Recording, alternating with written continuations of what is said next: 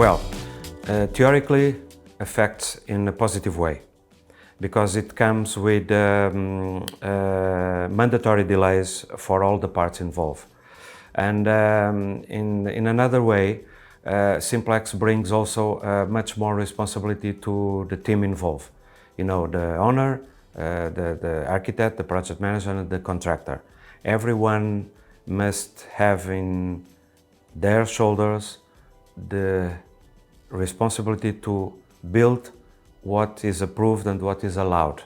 That is the philosophy of the Simplex.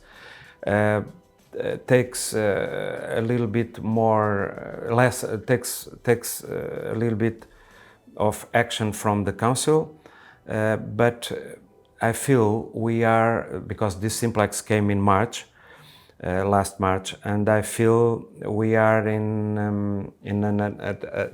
a time to adapt ourselves, all the parties, to the new reality. I think it's a good thing. But of course, you know, as I know, that when you are building a home, you are not, sometimes you are not able to freeze all the decisions before you start. And with Simplex, you need to. So during the process, the owner wants, or the architect wants to change this or that, and the restrictions with the Simplex are bigger. So I hope it's a good element in terms of delays, a very good element. But, you know, people must get used to and must be familiar and must forget about the old way of proceeding with this new tool. And so the new Simplex regime is mandatory for all processes going forward, though? Yes, it is, specifically in areas where you have urbanization plan. That's like Quinta, Lobo, Vila Moura.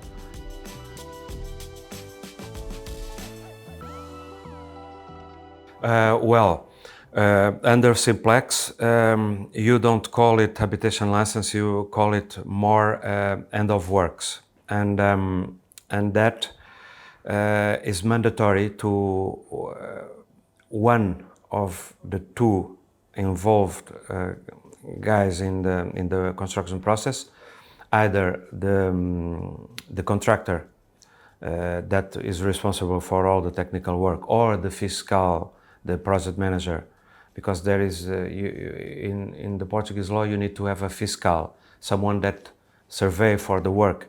So it could be the project manager or it could be a third part. One of these two guys must say that the work is finished according to the licensed project, and this document will be submitted to the council through a platform, a digital platform, and that is the document that will that is taking the place of habitation license.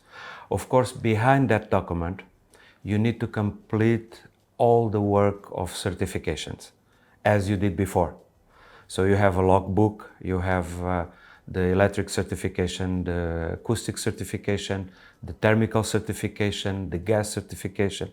You need to have everything, but you don't need to deliver to the council. Before you must, not anymore. You need to make a file. The owner can take the file, or the contractor, or the project manager, or the architect, doesn't matter, but that file must exist. Because in 10 years, if something happens, we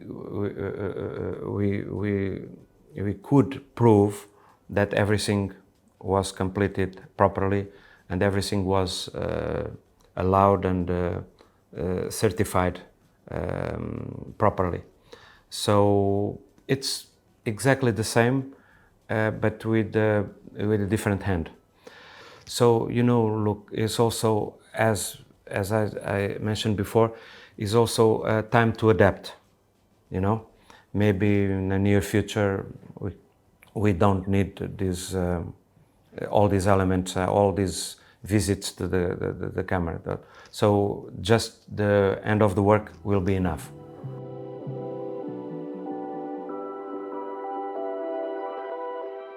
Yes, you can. We can say that everything you need to do inside your exterior walls, you can do with no licensing. You can transform a library into a bedroom, or a bedroom into a library. Break a interior wall and enlarge the kitchen, or whatever. You can do. You cannot move a facade. Something that people can see from the outside, you cannot move without licensing.